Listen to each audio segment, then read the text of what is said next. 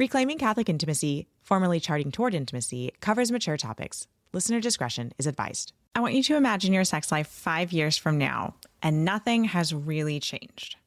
It's not worse. It's not better. It's still fine.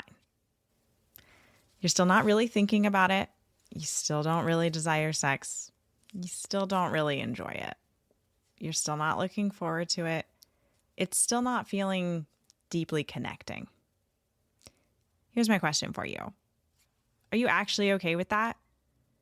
Because most women I meet don't consciously choose a fine sex life. They just slowly drift into it. Welcome to Reclaiming Catholic Intimacy, the podcast for Catholic women that helps you improve your sex life, strengthen your marriage, and embrace God's design for love. My name is Ellen Holloway, and today we are talking about changing your fine sex life into an amazing sex life. All right, so I have a lot to download to you in this episode because as soon as I thought of this episode topic, I was like, oh my gosh, there's so many things to talk about. So first off, fine is actually a problem. Saying, oh, everything's fine feels very safe, but this is actually resignation. Like most women that I meet don't say, oh, my sex life is bad. They say, it's fine. It's not a big deal. We're just in a busy season. Once this season is over, we'll be fine. Which, again, that's still not great. Like fine means you're not excited. You're not pursued. You're not consistently experiencing pleasure. You're not growing. Ladies, fine is where desire goes to die. All right, point number 2. You did not vow to have a mediocre marriage and sex life. Marriage and sex is meant to be life-giving, unitive, joyful, amazing. Okay, marriage is not just supposed to be we get along or we're good roommates. Sex reflects total self-gift, deep connection, mutual delight. The marital act is a reflection of God's Trinitarian love. Is his love fine? No, it is mind-blowing and absolutely amazing. It is incomprehensible. That is what God designed sex and marriage to be. Mind-blowing, amazing, incomprehensible. Here's the big point, ladies. God did not design something this powerful for you to feel fine about it. Okay? Number 3, fine is putting you into complacency. When we have a fine sex life or a fine marriage, we're not growing. Fine, and here's the thing, is if you're not growing in something, there is no such thing as staying still. Like if you're not growing, you are actually moving backwards. So fine over time is causing your marriage to have less emotional intimacy and more distance. Even if you can't see these changes incrementally, even if they are subtle, they are happening, right? Nothing is wrong, but nothing is getting better. And that's a problem. And it's costing you. It's costing your marriage. All right. Point number 4 of why a fine sex life is not going to cut it. If you are complacent with a fine sex life, then you've normalized things that are not normal. All the things that I am about to list are common, but not normal, and all of them can be fixed. So if you've heard yourself saying one of these things, this should be a wake-up call. I just don't have a high libido. I just lost my libido. Sex is more for him than for me. I'm just not a super sexual person. I'm just not somebody who can experience an orgasm. I just need to get through it sometimes. It's just easier to get through it sometimes.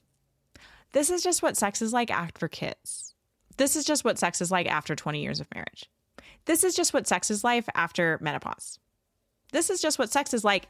Enter anything you put in there. Those are not normal. Those are common. I hear them all the time. But they're not normal and they can be fixed. Point number 5. Desire is not something you either have or don't have. Most of the women that I coach believe when I get started with them that desire is either spontaneous or it doesn't exist. I actually just got an email the other day after a podcast that I did a couple of weeks ago on spontaneous and responsive desire. And the email was like, hey, actually, there's probably another category. What about people who just don't have desire? No, that's not how desire works. Desire can be built, cultivated, and healed. Your body is not broken. You just haven't built your desire and cultivated it or healed what needs healing. This is a huge mindset shift that we need to do, ladies. So you don't have a desire problem. You actually have a strategy problem. And the best part is, I can teach you strategy.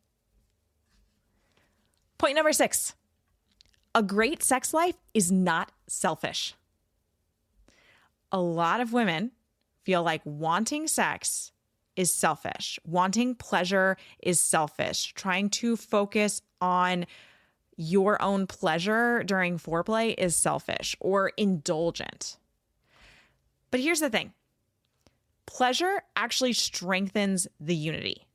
When you experience an orgasm, and when your husband experiences an orgasm, there are hormones that go off in the brain that cause you to chemically bond to your spouse.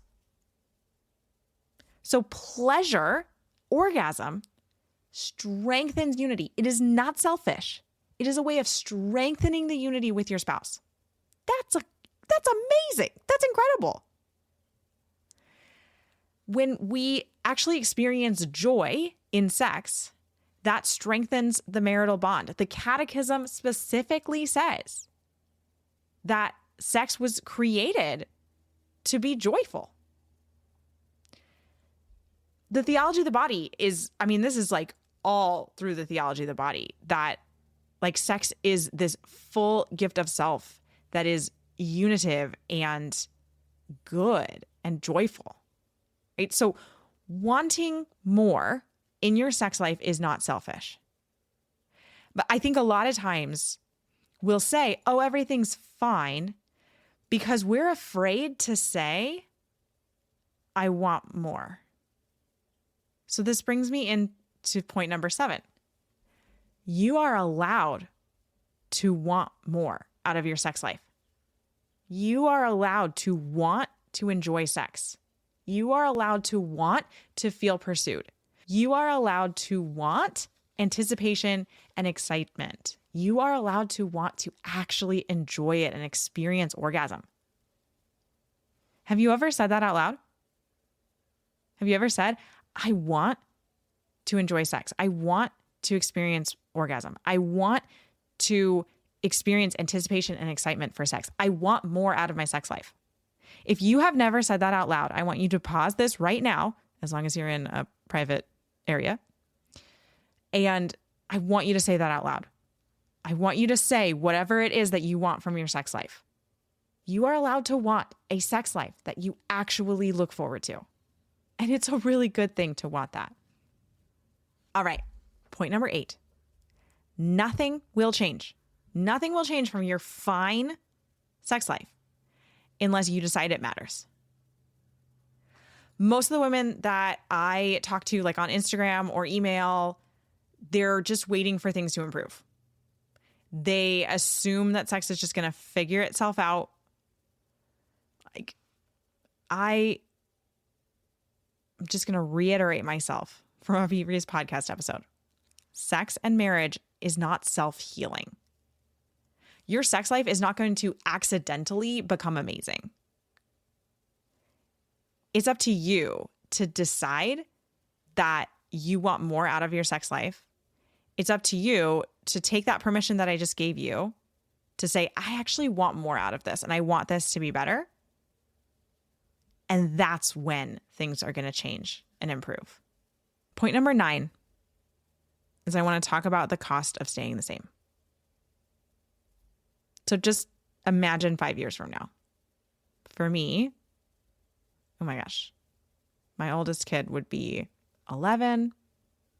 wow, we'd be in a totally different area of our marriage. 5 years. 5 years is a while. It's not that long, but it's a while. But just imagine everything's still fine.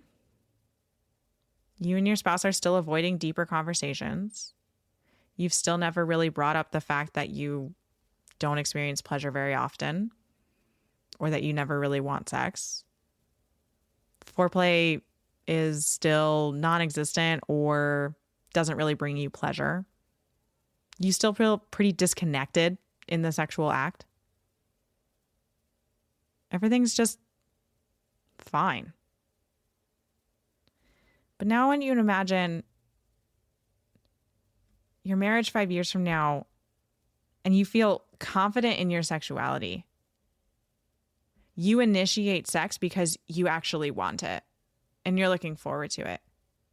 You enjoy sex. You are confident that you will experience pleasure. You'll receive an orgasm. Sex helps you feel connected. You feel desired by your husband. Okay, you will not wake up 5 years from now with a thriving sex life by accident. And I don't mean to sound harsh, but it's absolutely true. That you can listen to this podcast all you want, but until you do the work to make the changes, your sex life isn't going to change. So you can keep things fine, or you can decide that you're ready for more. And ladies, as of today, if you're listening to this in real time, the Want to Enjoy It Spring 2026 cohort is open for enrollment. This is an 8-week group coaching experience that is going to bring you from this fine sex life and give you all of the tools that you need and the support, the group coaching. There's also an option to add on some one-on-one support. And this is going to bring you from that fine marriage into the sex life that you deep down want, but maybe you haven't even admitted it to yourself yet. Because I know I was there. I couldn't even admit to myself that I wanted more out of my sex life. But this program will change your marriage. I have already seen it happen in countless women. I mean, it's incredible what this program does. And I cannot wait for you to join me in this. And watch what happens when you decide that your marriage and your sex life is worth it. It's mind-blowing. It's absolutely incredible. So it's 8 weeks. And in those 8 weeks, I'm going to show you exactly how to change from this fine sex life to the mind-blowing, amazing, incredible sex life that helps you feel closer to your husband and is actually enjoyable and it's actually something you want. So, Reclaiming Catholic Intimacy /want and enjoy. Link is in the show notes as well. Enrollment is open through May 1st at 11:59 p.m. Okay, so it's open this week. And I would love to have you be a part of this program. And if you are listening to this out of real time, you can still click that link in the show notes because you can sign up for the wait list. I open the program a couple of times a year. So you'll be on the wait list and you'll be the first to know when it opens next. Thanks so much for listening. If you have ever gotten any value from this podcast, could you do me a favor really quick? Go into the podcast app that you are listening in. And if it gives you an option to rate and review, please rate and review this podcast. It helps us so much in reaching new listeners and spreading the word about this podcast. Thanks so much for listening.